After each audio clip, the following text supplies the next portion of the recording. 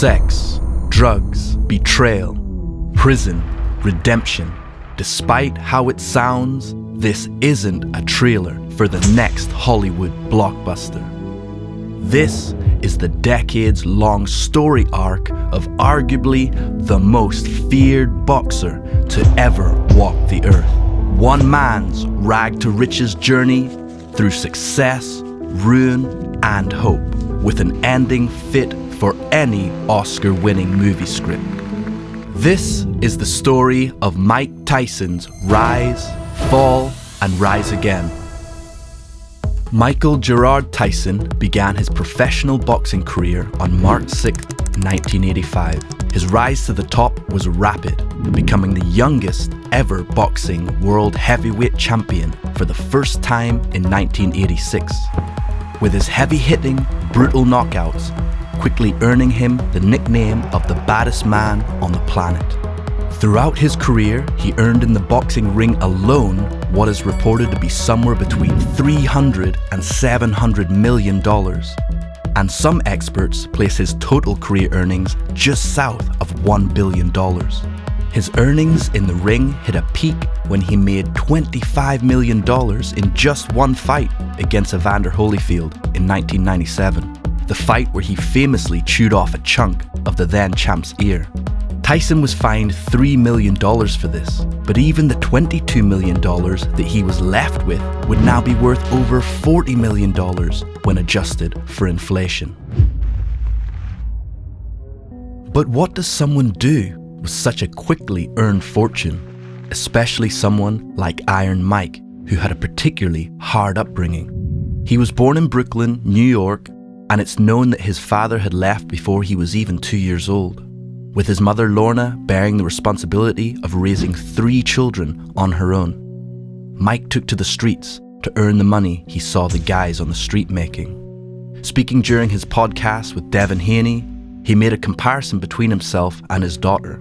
Right now, my kids are better than me because my daughter, she's 12 and I was locked up at 12 and she's a smart ass at 12. I used to rob children like that. He sadly lost his mother when he was only 16, and the 2 huge losses would clearly have a big effect on him later in life.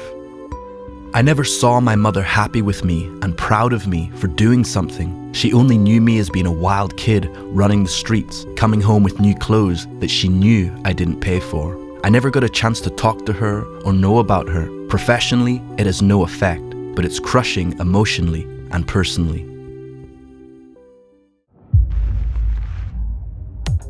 Being from such a deprived background is bound to have an effect when he hits his overnight success. All of a sudden, you can see anyone you wish. New doors open, and you have the money to buy almost everything you want. And that's exactly what he did. Some of Tyson's more outlandish alleged purchases were his 2 Bengal tigers, costing him around $70,000 each, and were thought to cost an extra $60,000 to feed. A $410,000 birthday party for himself, a flock of pigeons which set him back around $400,000, and a $2.2 million 24-karat gold bathtub.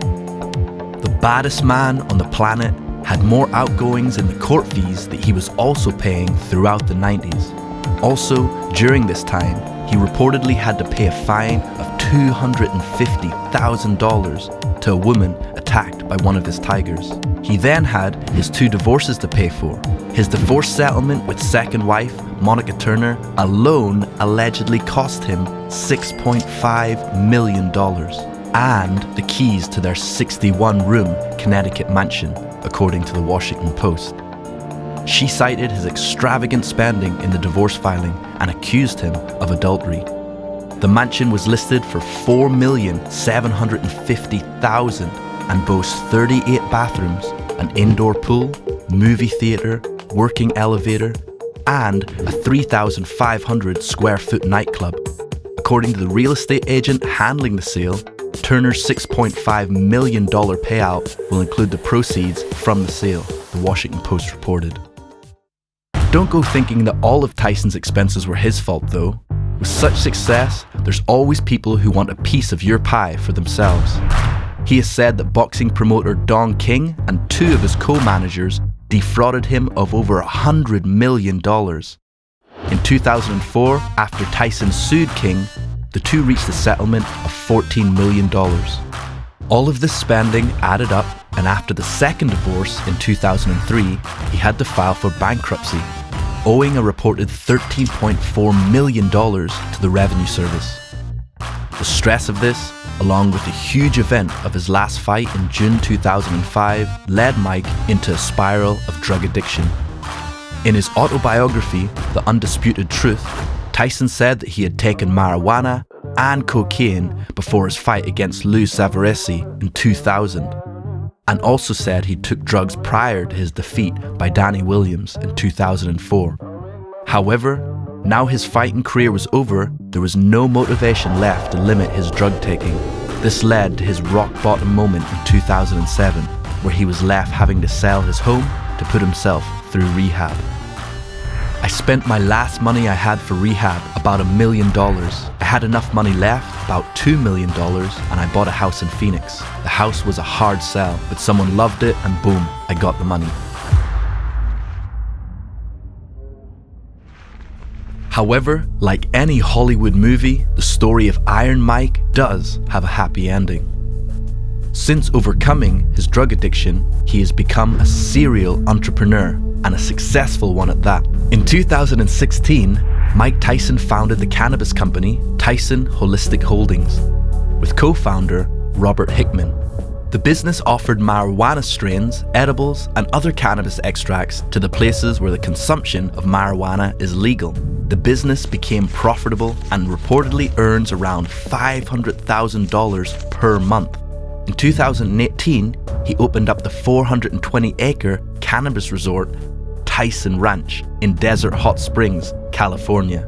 Tyson Ranch is planned to be the mecca for all stoners, including the world's longest lazy river, spas, a hotel, glamping park, and lodges.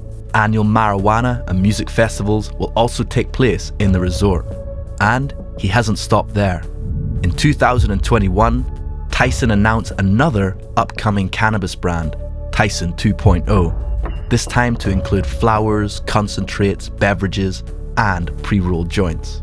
A year earlier, in 2020, saw the baddest man on the planet get back in the ring, aged 51. He fought an 8-round exhibition match against Roy Jones Jr., which ended in a draw, but reportedly made Tyson over $1 million, allegedly rising as high as $10 million after the pay-per-view success. He also runs a successful podcast, Hot Boxing with Mike Tyson, which boasts guests such as Eminem, Joe Rogan, and Kevin Hart, amongst others. It's impossible to know how much he makes from this, as listener numbers aren't made available, but it will certainly be another considerable income stream. After a roller coaster of a career, conservative estimates put Mike Tyson's current net worth in 2022 north of $10 million. A true Hollywood comeback, worthy of a world champion. For more incredible financial stories, remember to subscribe, like, and hit the bell.